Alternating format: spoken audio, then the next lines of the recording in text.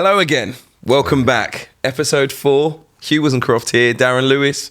It's Whisper It Loudly. If you've listened to the previous episodes, thank you very much. Thanks for coming back. Tell your friends. And remember, of course, to follow us on social media, subscribe and all of that jazz, just to get that out of the way to begin today's podcast.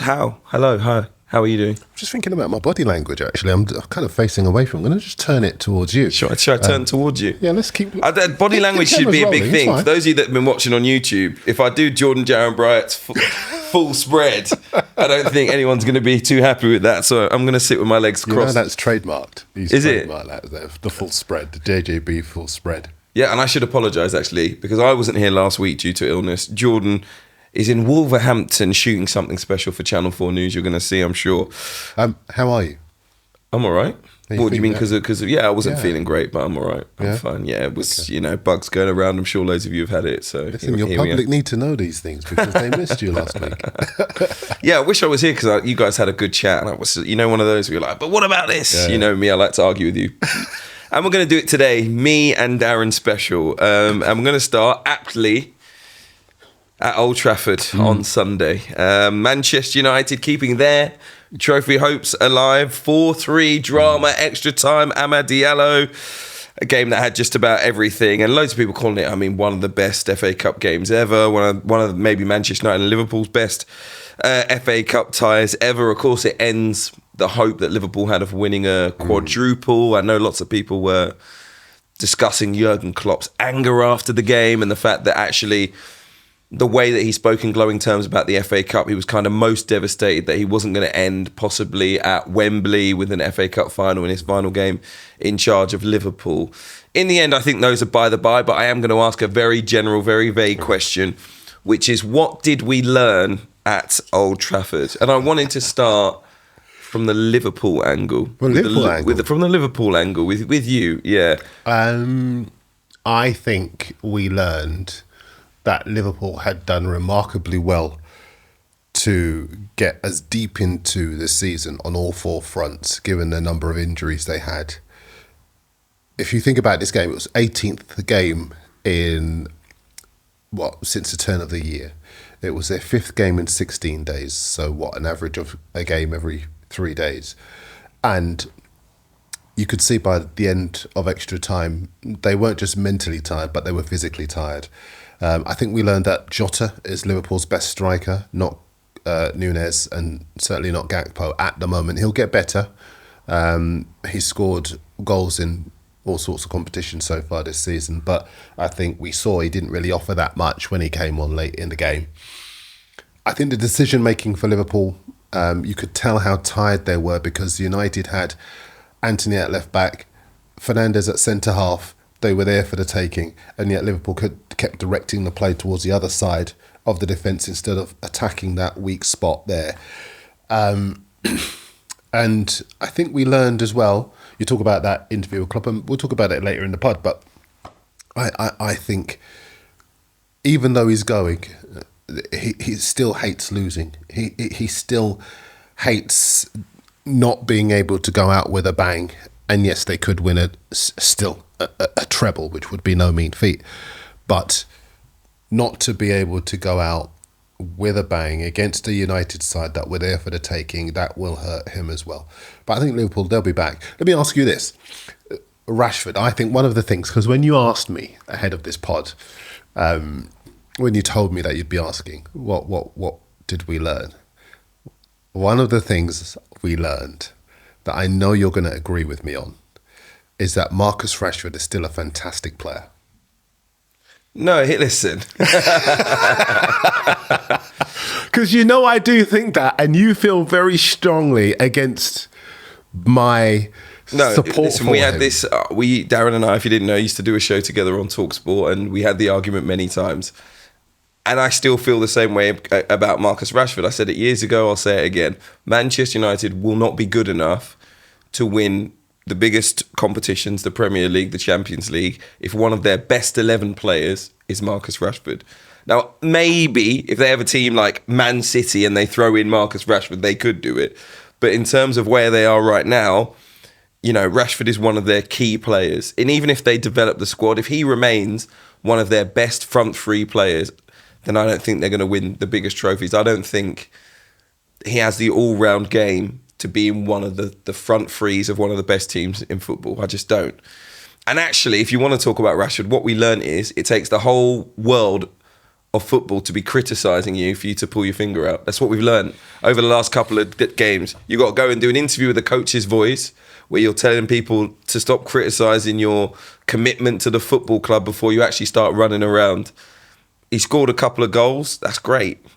But again, let's see it over a long period of time. And we rarely do. We've had 2 or 3 good months in the last 3.5 seasons.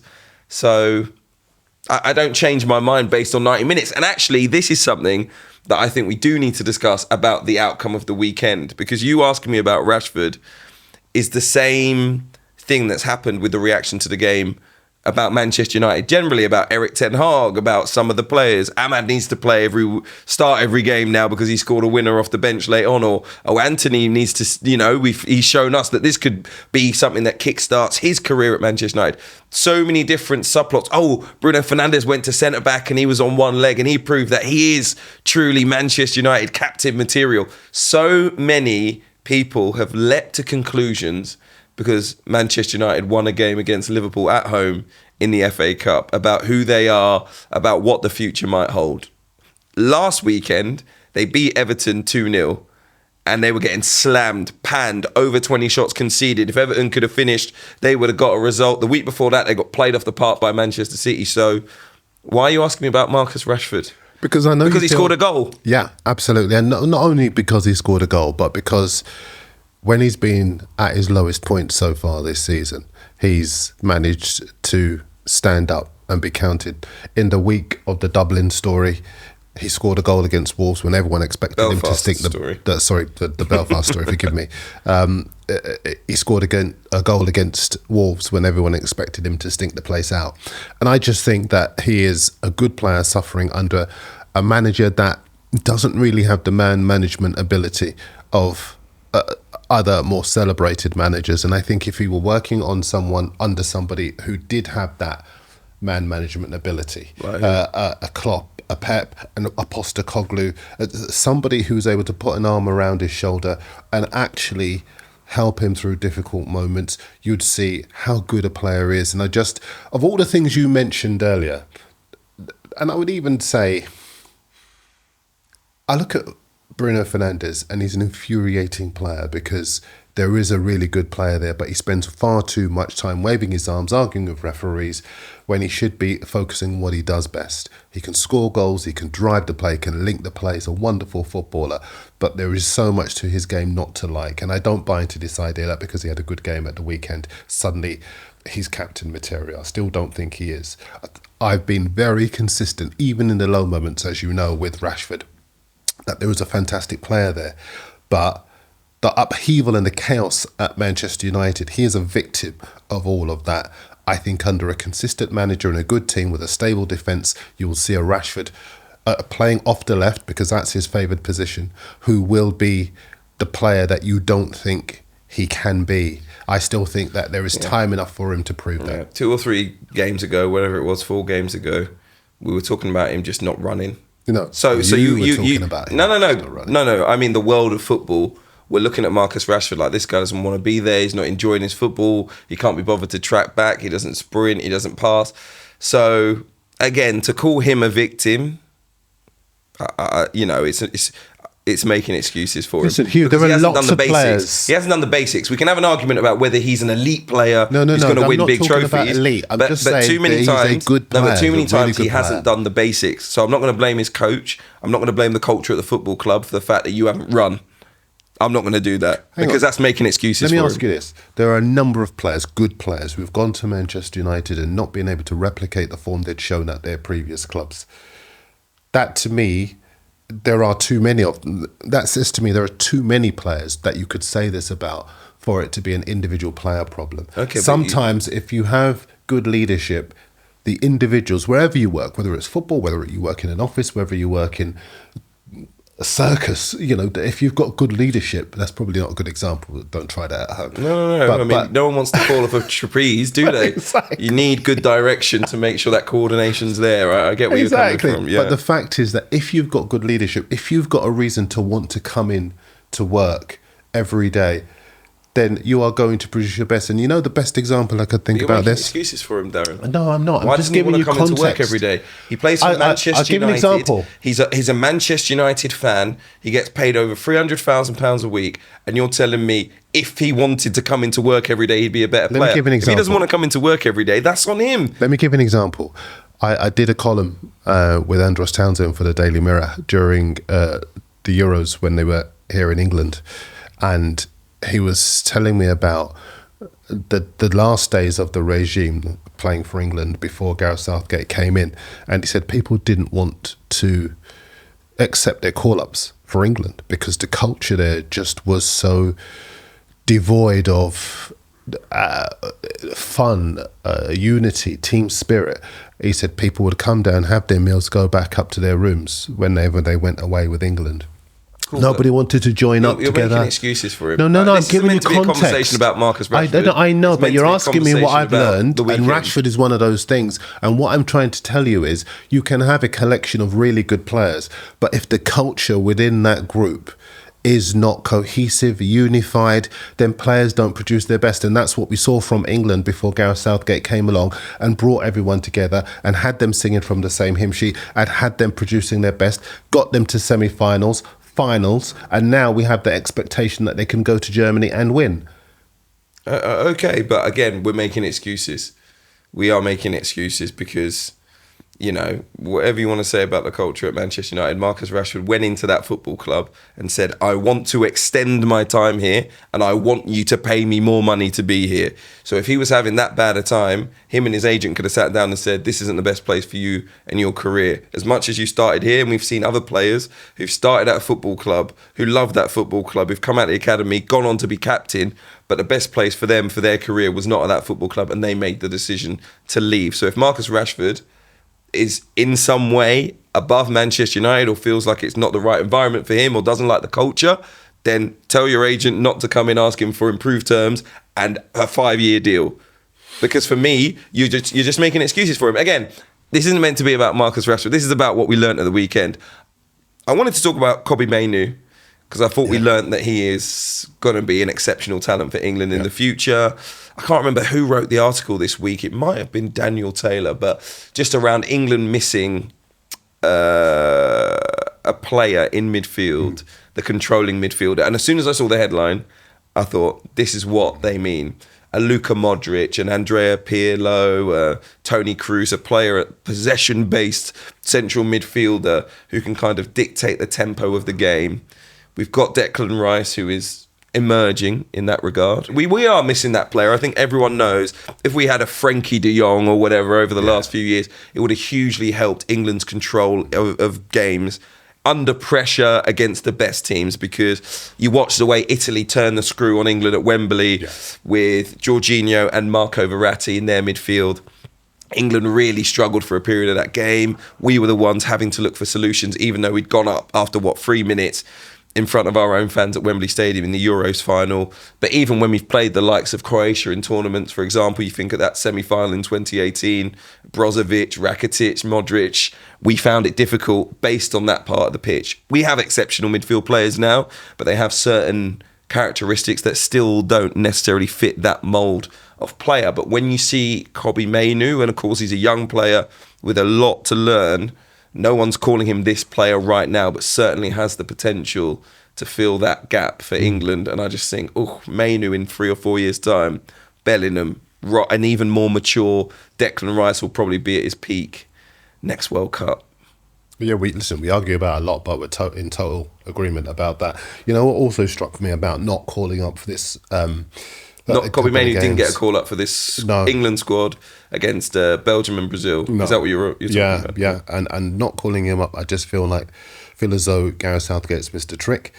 I think if I were the Dutch national team, I would have called him up. Ghana as well, because the thing that strikes me about Mainoo is his age. And there's a fearlessness about being 18 that we saw in Michael Owen in France. We saw it in Rooney when he went to the European Championships and the season he'd had before he'd even gone to the European Championship. And so many other players who have that freedom, that abandon, that fearlessness. And I thought, and I still do think, that Mainoo could bring that to the table. And this was a perfect opportunity to look at that. And I think the England footballing public are savvy enough to know, even if we were to lose against Belgium and Brazil, what they want to see are signs that the team is moving in the right direction. There are no points at stake in these matches.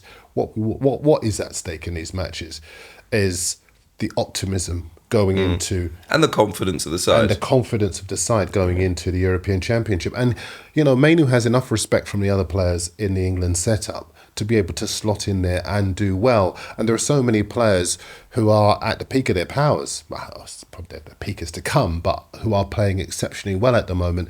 He's not going into a struggling side. And he's not going into a side that the public are thinking, here we go again. And you and I both know, and everyone watching this knows, there have been lots and lots of times where England has been a little bit of a chore to watch, but that's not quite the case right now. So it could have been a perfect opportunity to slot him in, have a look, and see how he gets on. Instead, he's going to watch it on TV, and that's a real shame. Yeah, I know, but I think, and I spoke to Darren Bent about this yesterday, very quickly bumped into him in the office. And I thought, I just said to him, and I think he kind of agreed with me, that how many young players has England killed?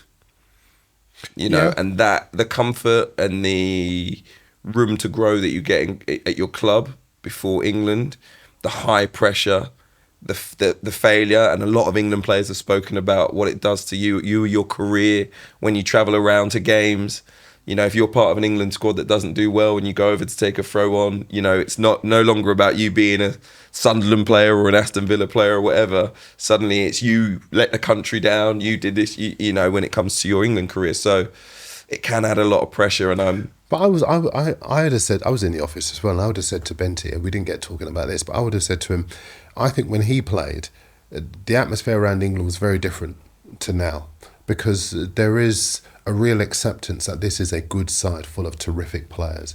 I'd argue in every position. I think it's a real shame for me that Ben White isn't going, because I think him alongside John Stones at the centre of defence would be terrific. We've got any number of good right backs and left backs for that matter. And I think it's central midfield. I think that's the area where we do need a little bit of fantasy. I mean, I've seen Mainoo likened to Clarence Seedorf, and that's quite some tribute. But, he does have that potential. Similar stature and the style. Player. And I think I've always said this, if you are a good player or a new signing going into a confident side, you're more likely to do well than you are if you're going into a struggling side. And I think as far as Mainoo's concerned, those concerns around the England killing a player, I don't think they're there right now, because I don't think we are there right now. I think there's a lot of optimism around England and an acceptance that we've got one of the best front fives, front sixes in world football at the moment. He is just that missing link for me, and I would have liked, even if you pick him, let him sample the squad, maybe give him 10, 15 minutes at the end of either match so we can see a little bit of a glimpse and get him used to it. But it's a massive, massive opportunity missed not calling him up. He has a slight issue, and I think that's the one part of his game that maybe Gareth Southgate looked at and said, I just need a little bit more maturity there, particularly in the position that he's playing. Hold on. Is that when Manchester United defend, when the ball goes wide, he has a tendency to kind of drop too deep, almost back with his defenders on the 6-yard line. When the ball gets cut to the edge, you'll see a lot of goals that Man United have conceded where he's been playing. He's been the player trying to get out to block the shot. He's been 3 or 4 yards away from a player that he should have been a yard or two away from. And it means that, you saw with the McAllister goal, for example, at the weekend, getting deflected off him. But just reading that situation, actually realising that my shoulder here and the players running from midfield are really who I need to keep an eye on instead of the ball. Is that your concern? No. That's me saying, I looked at it and went, why is he not in the England squad? And the rest of his game, I think, is fantastic. Passing, attacking awareness, vision. He's got all these attributes that you think, especially for an attacking side, a forward-thinking side, he's going to be fantastic in, and he could play for England. It's not to say that he wouldn't be able to play for England right now, because I think he could. But if you look at it and you think, has he gone for a Henderson because of that maturity and discipline on holding the shape? Do you see what I mean? I'm just looking at the reasons why he's not there.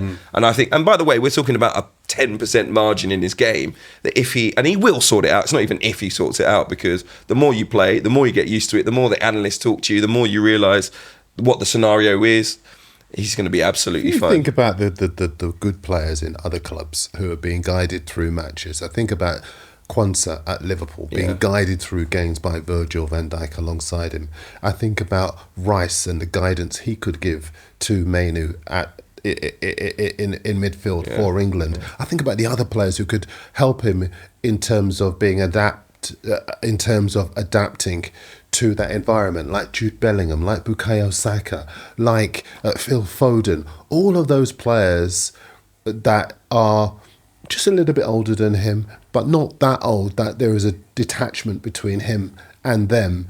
They could help him to be able to cope, because they've been in the spotlight just like him, in terms of being big prospects around whom so much is expected. And they've been able to deal with it, and they could help him. And I think it's as much about dealing with that as it is about the football that you play, and that's why it would have been a good idea to all I'm saying is, I think we've had even more experienced players make mistakes at major tournaments and never, people never let it go. You think about Rob Green against the USA, you think about Phil Neville giving away a penalty, more experienced players who at the time were playing with, elites, right? And still, I think it came on them quite heavily. And I just don't think you have to need to put a player in that position, let's put it that way. I think even about the likes of Jadon Sancho, all right, Saka's still in the England squad, but the missed penalties, Marcus Rashford, who'd been an England stalwart for how many years, the way that they're treated after the mistakes that they've made for England is a totally different kettle of fish. And I just think he has to be a shoo-in for you to make that decision, in my opinion. I don't think so. I think it's incumbent on us when, you're a radio presenter on a national platform. I work for a national platform. It's incumbent on us when we have these platforms to be able to frame our conversation around the fact that mistakes are part of learning and they don't matter. Look at the amount of mistakes John Stones made when people said he's got to stop bringing the ball out of defence. Now under Pep Guardiola, he's one of the best ball-carrying defenders in the country, possibly even in Europe. We are just so impatient when it comes to England. And I think that I would like to think that we have matured enough as a nation, and we've seen enough examples of players who do need to make mistakes to get to where they are, to understand that mistakes will happen with Mainoo, and we have to support him through those. And if we do, we will see an exceptional player mature. If we don't, we'll allow him to go to another country and he will be outstanding for them, and we'll say, how did he slip through the nation's fingers? A player you mentioned who isn't in the England squad, who wasn't involved in the game at the weekend, but because you mentioned him and because of the themes that we've been talking about the support for Rashford, about the support there you're talking about for Mainoo as a young player, Ben White at Arsenal, you mentioned not being in the England squad. His choice, Gareth Southgate says Edu phoned England, said he doesn't want to be selected. We know that he went to the Euros with England when he was a Brighton player. We know that he went to the World Cup with England as an Arsenal player. He then, of course, left the England squad after the final group match against Wales for personal reasons at the time. Nothing was really said about it. There was support given on social media by Arsenal. Arsenal announced his new contract last week. They give lots of support. Other players calling him a warrior and saying what a great guy he is. Obviously, there was a backlash. You'd expect it from England fans who, and I heard the likes of Harry Redknapp saying he thought it was disgusting and, the usual stuff. But what's your view on it? Because it boils down to what you were talking about support. I agree with you on that. And this is what I mean. If a player chooses to take themselves out of that, I fully back them. And I also don't think, even we as journalists, and I know journalists will pry and try and find out what the real reason is. If it is genuinely personal reasons, I don't think we should keep pushing at that door. You know, people can make whatever decisions they want in life, and if you don't want to be involved in England and you feel that's the best thing for you, your family, your career, whatever it might be, then I fully support that. I'm not going to push people in my industry to do things that they don't want to do. I don't think we should be pushing athletes into a scenario that they don't want to be in. But I also actually didn't think it was that big a deal. No. I thought the reaction to it was crazy, because it's not like he's currently an England regular, hasn't been in the England squad, hasn't been a regular in the England team ever in his career, but hasn't been in the England squad since the World Cup. So it's not like he suddenly decided not to be there. Clearly, he doesn't want to be there right now. So I didn't really have an issue with it. And for me, if you don't want to play for England, that's fine. I'd rather see a player who does want to be there be in the squad than a player who doesn't really want to be there be in the squad. So I think he actually made the right decision.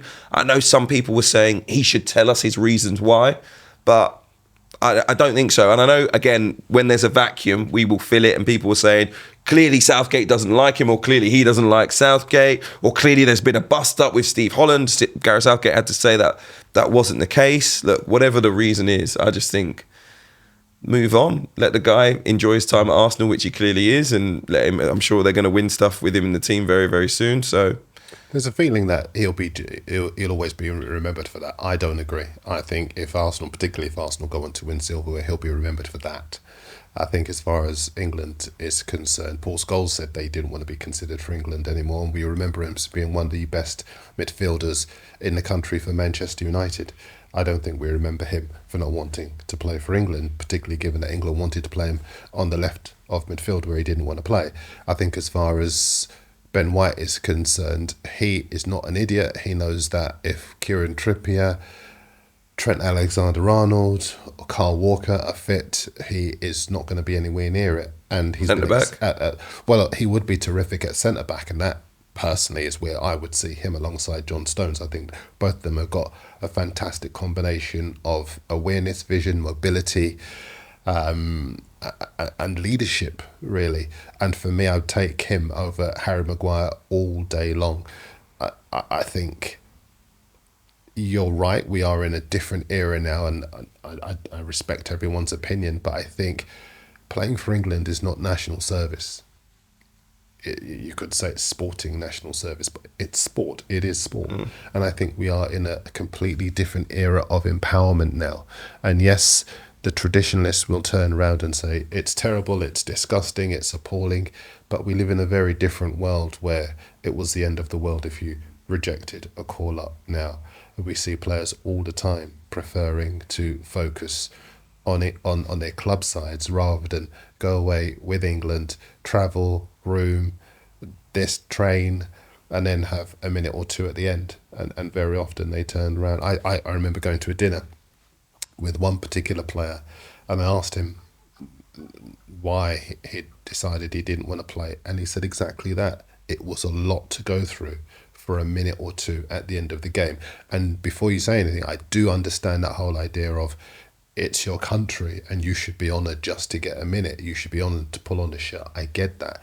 But we live in a very, very different world now to the world where that was the be-all and end-all for footballers. There is so much more.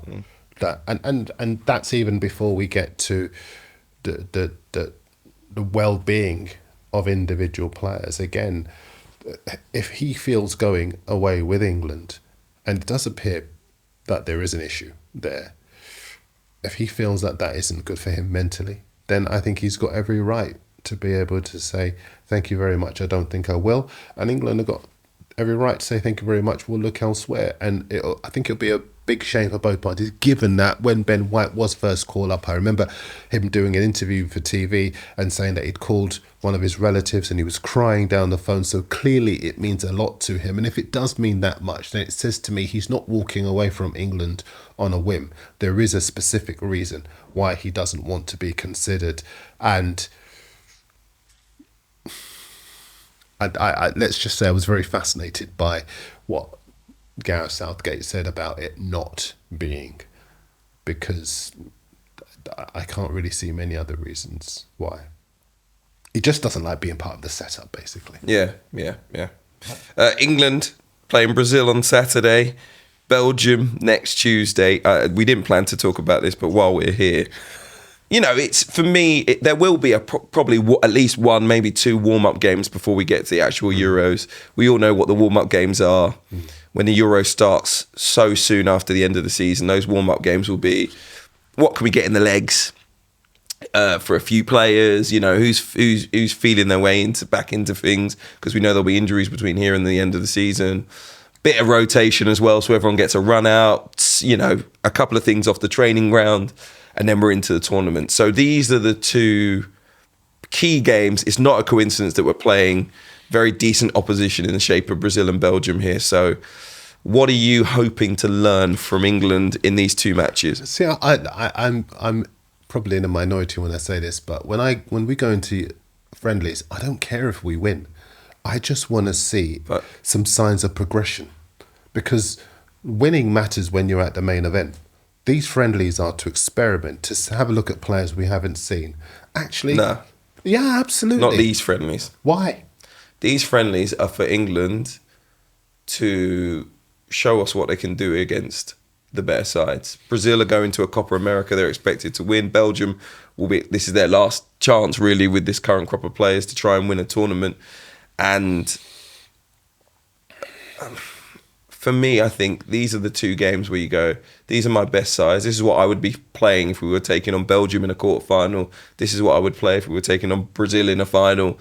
I want to see what Gareth Southgate feels he has, right? I think these two games, they are what they are. They're the real preparation. So, all right, there'll be a couple of, changes. We haven't got everyone available and whatnot, but if your first choice left back now is Ben Chilwell, then I expect him to start both games. I expect two first choice teams, and I expect England to approach the match as if it is competitive. I think one of the matches I would fine play a strong first choice lineup, maybe against Brazil, and see how that team gets on against a top side. Belgium, I don't think, are where they used to be. I think the golden generation clearly has been broken up. Still some very good players. There's some good players, but we've got good players. No, I know. And that's why I think in that match, I would play the second string, because what is the point of calling them up? What's the point in playing the second string? Well, I'll tell you. It looked like the game is not there as a training exercise. But listen, at England level, every player is a fantastic player. Every player. And we've got players who aren't in the squad that we're asking, why is he not in the squad? So if you play that second 11, and before I know you're going to do that thing where you roll your eyes at me, but if you look at Liverpool as a team, even though there are some players that aren't available, the players he calls up, Klopp, are capable of being able to slot in without a dip in quality. No Salah, no Alisson, no Trent Alexander-Arnold, they still win the Carabao Cup. Because the squad is that good. No, Darren, they don't change the entire 11, that's why. They don't change the entire 11. They put 3 or 4 players in, and I would agree with you if you were saying that, because I think in the second game, all right, if you want to try some new combinations out, fantastic. Yeah. Let's do that. Yeah. You want to see a player you want to see James Maddison, who's not always playing with Harry Kane, want to see what they can do together. Fine, do it. I don't mind that, but I think in at least one of these games you're going full tilt. No, this is my point. Go full tilt in the game against Brazil, but in the second game, I want to see the players who in the European Championship might be called on. What is the point of calling them up and seeing and not seeing what they're going to be like if you're going to call on them in the Euros? I want to see Ivan Toney. I want to see Ollie Watkins. Yeah. I want to see James Maddison. I want to see some of the players who have been called up who might be pressed into action maybe for the second of 3 games, maybe for the third of the 3 games in the group stage. I want to see them. Otherwise, what is the point of calling them up? All too often, we think that with friendlies, winning is the be-all and end-all. And that can't possibly be the case if we're trying to see England progress to actually going on to win in Germany. We're going to be talking about England in more depth, I'm sure, next week, Tuesday, off the back of the Brazil game, looking ahead into the Belgium game that night. So maybe it won't be too in-depth on that one, but that was our little brief England preview. And the football chat is done. We went from topic to topic to topic that we weren't meant to be talking about. But we've got plenty more to come. We're going to be talking about black leaders in public life. And I will take the floor for Talk Me a Talk this week. So stay with us. And if you're enjoying the podcast, make sure you like, subscribe, and much more. Okay. We always talk about current affairs generally, and I think it is a positive week. No, wait. Could I call it a positive week? There's been one positive event concerning a black politician this week. Only one, and that's the Welsh Labour Party electing Vaughan Gething as their new leader. The 50-year-old becomes the first black head of government in Europe. The first. He'll be confirmed as First Minister next week. He said, "Today we turn a page in the book of our nation's history, not just because I have the honour of becoming the first black leader in any European country, but because the generational dial has jumped too." But it has also been a strange time for black political leaders. A huge outpouring of support we saw this week for Diane Abbott after the misogynoir that was directed at her. Kemi Badenoch's faux support of her immediate U-turn, calling it trivia this week. There is a list of black people in public life of all different political inclinations, the likes of David Lammy, Kwasi Kwarteng, the former Chancellor, of course, the likes of Dawn Butler, Belle Ribera Addy, Bim Afalami, the Home Secretary at the moment, James Cleverly as well. And so I wanted us to discuss what we expect from our black representatives in public life. And we'll come on to, I think, the diversity generally agenda and what that might mean or otherwise. But let's talk about what we expect from black representatives in public life and whether actually you should define it as one thing. Well, why don't you tell me? Well, listen, I wouldn't describe it as what we expect, but what I would say is here's what I think generally black people expect of black people in public life. So there's no specifics here, and not all black people think the same thing. Certainly, well, I mean, the politicians alone will show you that not all black people think the same thing, and there's not a black community in the UK. There are black communities. There are African and Caribbean communities in the UK. So those communities have very different cultures. Some have very similar cultures, but ultimately we don't all think the same thing. We weren't all raised the same way just because we all have brown skin. So, but what I think generally black people would expect is an intersectionality actually of class and race, because what they see is a black person, largely many black people that they see in public life have actually come from quite a working class background in this country due to colonialism, due to immigration and whatnot. So a lot of us do come from a working class, what I would just consider a normal background, right? And so we kind of expect people that are like one of us to represent us. So to take care of people who are working class predominantly, to stand up for injustice against black people. These are the major expectations, and I admit I'm generalizing massively. So when you see a black politician who doesn't stand up against injustice that's directed towards black people, you kind of go, what's going on here? Or when you see a black person who doesn't stand up for, I say working class people, but it might be people who are black people working in the NHS, black people working in transport. Obviously, this is not what we do altogether, as you can tell, but you know, these are the people who are kind of affected, maybe more so, by the massive issues in social life, and so we expect them to have some dedicated thought, right? It's all good to be like, well, not all black people do that. We know that, but there aren't as many issues concerning black solicitors, say, you know, in public life. They don't necessarily have the same needs as, let's take bus drivers or key workers during the COVID times, for example, when we were like, hold on a minute, these are black people in a certain cross-section because they're working in a particular section of society, but they're also clearly from an African or Caribbean background. So who's taking care of them? And we immediately look to black leaders to do that, because we look at them and they're like, we kind of go, aren't you one of us? Aren't you one of us? Like, aren't you meant to be taking care of us and keeping an eye out for us? Not exclusively, but like that should be in your portfolio. So that's what I think we look to. And we're kind of taken aback or stunned when we see people in public life who aren't doing that. Again, if you're going to be a big figure in public life in the UK, you can't just be exclusively there for black people, because clearly we live in a majority white British country, obviously. So it's not that we expect our politicians to just be like Black Panthers, or you see what I mean, and just exclusively there fighting for the interests of black people.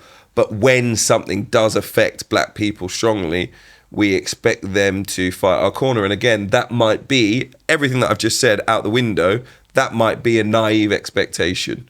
And at times, actually, you look at some of the black representatives and you think it is naive for people to expect people from a particular party, or maybe a different upbringing. Like I say, we're not all from an upbringing where our parents were working class, or came here as part of the Windrush generation, or came here, from Africa or from wherever, India, it might be Sri Lanka, wherever, right? Who have come to this country because of immigration versus colonialism. Like, and I would still call it all colonialism, but some people do say, oh, my parents aren't here because of colonialism. They're here because, like, my dad wanted to work in the NHS, but he could have lived in Ghana. It wasn't like he had to come here. He just wanted to live in Britain, say, and the avenue was there because of the previous relationships of the two countries, but it wasn't to do with colonialism. I know people make that argument as well. So I'm just here, trying to be very clear about what I'm saying. I'm not trying to put everyone into the same hole, and that's why it's a difficult conversation. So I have to generalize. Generally, we see someone who reflects us and we expect them to take care of us. That might be naive. I don't think it's naive at all. I mean, you say that all black people don't think the same, and there isn't a black community, as you say. There is an Africa. Well, there isn't. And you've made the distinctions around the different communities that there are within the black community. But what we do have in common is that we're all victims of racism at some stage of our lives, whether we like it or not. And the comments that were made allegedly by the Tory donor last week, they apply as much to the black female contingent within the Tory party as they do to Diane Abbott. Because he said all black women. The use of the words all black women means it applies clearly to they're them. not offended in the same way. They're not offended in the same way. And that to me is 15 million reasons why. Well, indeed. I didn't want to sort of be as overt as that, but that is the reason. There are some people who just prioritise money over doing best by the people we hope they would represent. And it's the reason why when Rishi Sunak was initially made Prime Minister, and lots of, for my money, misguided people called it a triumph for diversity. My point at the time, and still is, you knock yourselves out, because I did not see that as a triumph for diversity. Diversity isn't putting a brown man who believes the same as everybody else in a position to continue the structure that had existed before he arrived. And even since he's been Prime Minister, there have been people within the Tory party and the parliamentary party who've been saying he's not one of us. We don't see him as one of us. And so he labours under this delusion that he is. But really, he is a triumph for the class. That he's representing his class. He's not representing you, me, all of the people who expect him to do better by the majority of black and brown people in this country. He makes jokes about his tan. He pushes policies that make life worse for me, for you, for millions of people around this country who are just trying to survive. What do we want from our elected representatives? We want some source of optimism that at some level they are representing us as black and brown people. And you're right, you can't go in and only be there for black and brown people. You're there for everyone. But what you want is somebody who's not going to uphold the structures that meant that we were at a disadvantage. That can't continue to be the case. And it's difficult for people like Vaughan Gething and all those people who get into those positions. But that's the job. But actually, British politics is fantastic as a test case for all of the research that has been done into diversity, workplace diversity, right? Just diversity within structures. And all these people that claim, well, you haven't got any, all right, let's say BAME for the purposes of this conversation. We can argue about that term later. But you haven't got any minority ethnic representation on your board. You need to. And we sit back and we're like, see, that argument was had in the 90s, early 2000s. Just having someone who is of a different race will make your company different.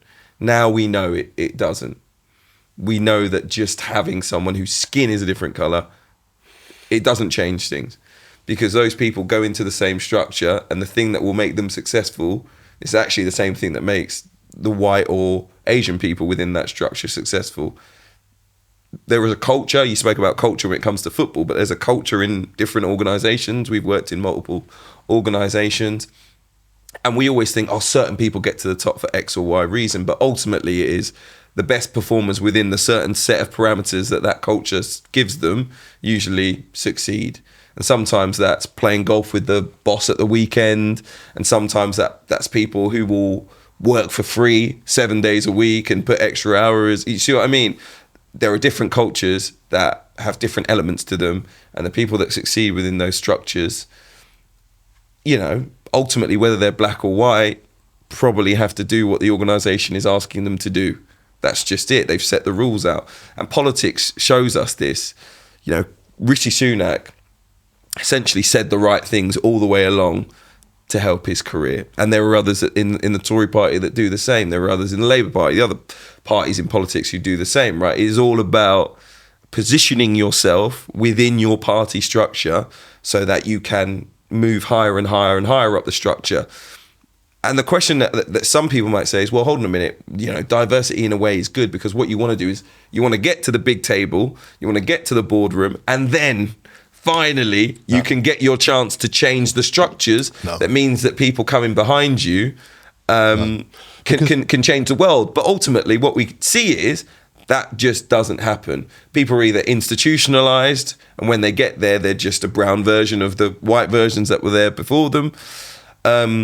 Or actually they hold the same views, and those are the people that excel. And actually, if you hold a different view, you're just not gonna work in that structure. You're just not gonna work in that organization. You're gonna either find frustrations, or they are gonna weed you out for trying to change too much. And it'll probably bring me on to my talk very shortly, but what I see is that British politics has shown us that actually, all the diversity and equality, inclusion stuff, just bringing in black people is never going to be enough. Like, you just can't. The structure is always going to be too powerful. I've always said this, like, how can you bring someone who's 30 years old into a company that's been going for 150 years? And how much impact can they truly have? I don't for equality. Necessarily agree with that. I think, what are they meant to do? I think bringing in people with the power to change things and the will to change things. That means that's my point. That doesn't mean that they have to be brown. Well, that's the point I'm making. So I agree with you. Bringing people with the will to change things, but it doesn't matter whether they're brown or not, does it? If they're black or brown, they're able to identify those things better than if they're not. If I just use sport as an example, use politics. We have so very because politics shows us that it's nonsense. Well, it isn't because what have they changed? People who have gone in. You didn't say a naughty word, did you? It's my podcast. Okay. If I look at the people who are in leadership positions at the moment, like he was Kwasi Kwarteng, like Kemi Badenoch, like Priti Patel, like Suella Braverman, like all of those people who have occupied ministerial positions, they've all been motivated either by self-promotion or by towing the line of the Tory party. So they have never, and obviously I mentioned Rishi Sunak earlier, they've never represented diversity for me, because that is not what diversity is all about. Diversity is not optics. Diversity is actually going into a position and making it better for the people who would come after you. And they have never been motivated by doing that at any stage. So But I do believe that you can put people in who are motivated to make life better, who will inspire people to want to follow them, to get into a position to want to make life better for other people, who don't dismiss racism as trivia but see it for the seriousness as it is, who do look at the fact that there isn't enough representation in terms of young black men able to fight the next election for the Labour Party, and they say, what are we doing to address that? That's what we need more of. That's what we need more in our society. And it's the reason why when you ask me what I think of Ongeth being elected, on the one hand, I'm proud for him. On the other hand, I feel a real sadness that we are in the year 2024 and we have to celebrate one man, one black man being elected to a position of leadership across Europe.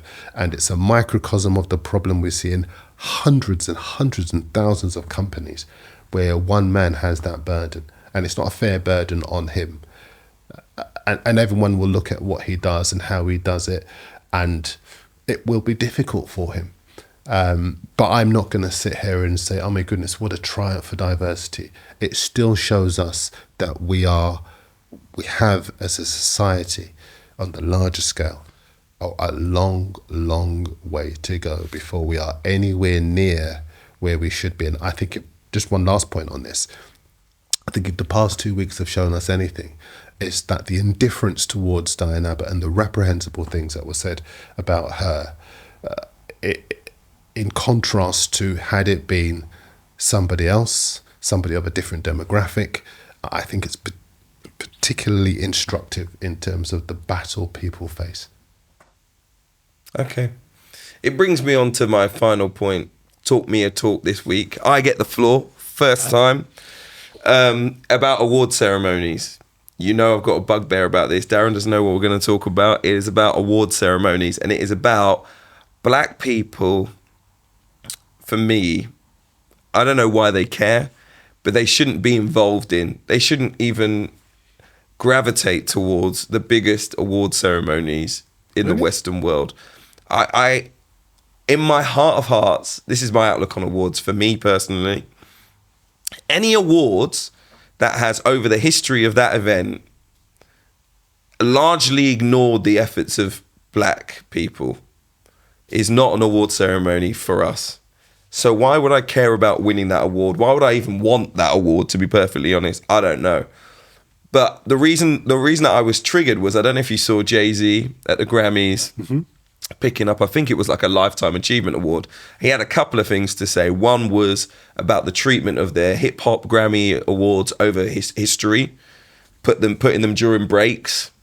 For example, I think we had Usher talking recently about the fact that he'd won 6 or 7 Grammys and he'd never actually gone on stage to collect one because they'd always been either the ones that happened before the actual live show or during the breaks of the TV event. But also he said about Beyonce, who's the most successful Grammy Award winner of all time, I think, despite the fact that she's won more than anyone else, she'd never won for Best Album. And I was like, who cares? I don't get it. Who cares? Who cares? She's more successful than anyone else at this award ceremony, and yet you're here begging for the one extra award that she hasn't won. I don't know why Best Album is so important to these people. I don't even know if she was robbed in the past. Maybe Kanye West has something to say about it. But I don't see why you care. I honestly don't.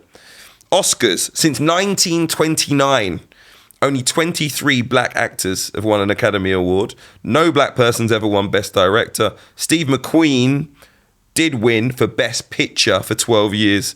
A Slave movie. Thanks, guys. Even when it comes to honours like knighthoods, damehoods, British Empire stuff, I think that obviously has a different connotation because of colonialism. But, you know, I look at the Brits, certain sports awards, and I just think, I look at them and I see, and this is a little bit to do with the institutions that we talk about and the structures that have been there for 100, 150 years.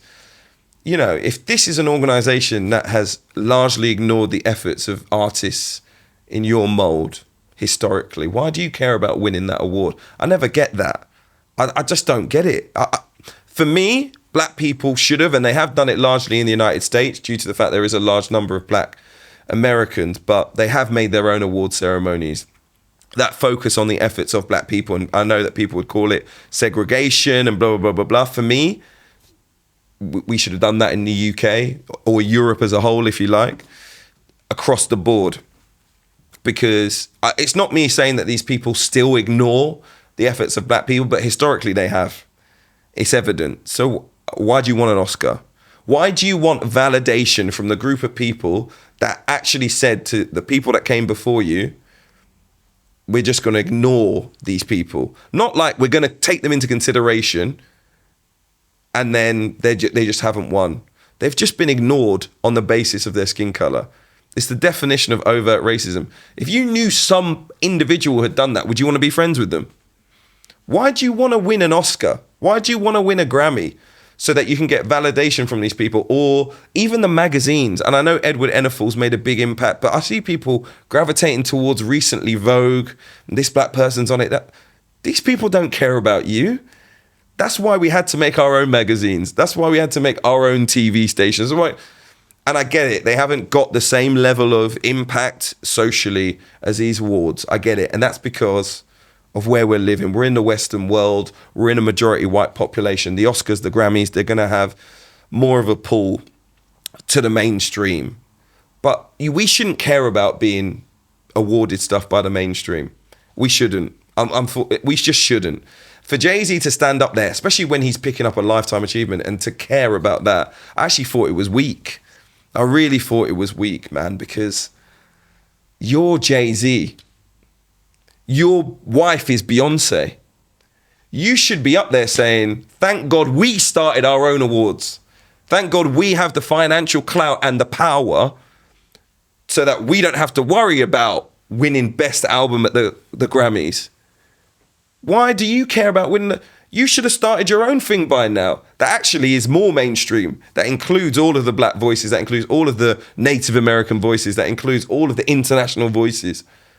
That is the genuine, that people would actually say, do you know what, it's better than the Grammys because of all these extra artists and all these extra musical genres and whatever who are actually taken into consideration and given real credence to their work. Instead, he's up there saying, why haven't you given us one more Grammy? You gave us 35 or whatever she's won. Why not one more? It's not serious for me. For people that powerful with that much influence to be saying to the Grammys, please give us one more, like it's Oliver. I couldn't believe it. But I look at the Brits the same way. I look at the Brits exactly the same way. I look at events in sports journalism the same way. I'm not interested in winning any awards. I know there are people in our industry who are interested in winning awards. I'm not even interested really in most people in our industry giving me credit for what I do. I'm not, because I don't want validation from these people. Because I know that 10 years ago, there were people ahead of me who were black who just weren't even considered. Oh, now George Floyd happened. Now we're doing a diversity initiative at our workplace. Oh, why don't we get this guy? And why don't we give him an award? Why don't we create an award for people who are of a diverse background? All right, I get it. It's part of evolution. But right now, for me, you don't have to give me those awards. I'm not interested. Even when I see other black people winning those awards, I'm happy for them. But I still think the same thing as I think about Jay-Z. It's no different. Or when I see a black person winning a Brits, I'm like, do you really care about that? I don't see why. I would rather win an award that comes from my community, 100%, over anything. If other black people actually look up to me, that would mean much more. It's not even I know people will probably call me racist. I'm not trying to be racist.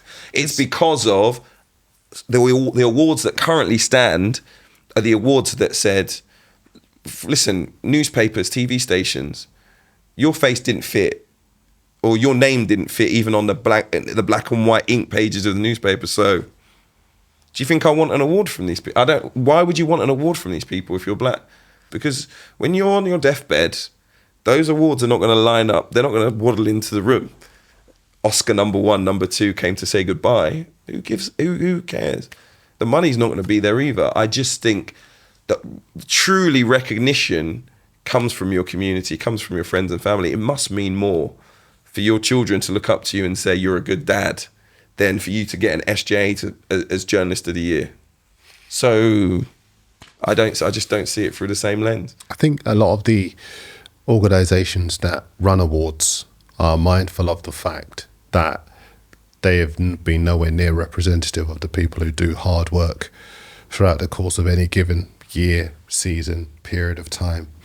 And they recognise that other organisations are forming to recognise the work and validate the work of black people who have been overlooked for years and years and years. And I think that will come, whether it's in sport, whether it's in show business, whether it's in film, whether it's in a variety of industries. I think there is an awareness that for too long these ceremonies have been unrepresentative of the people who do incredibly hard,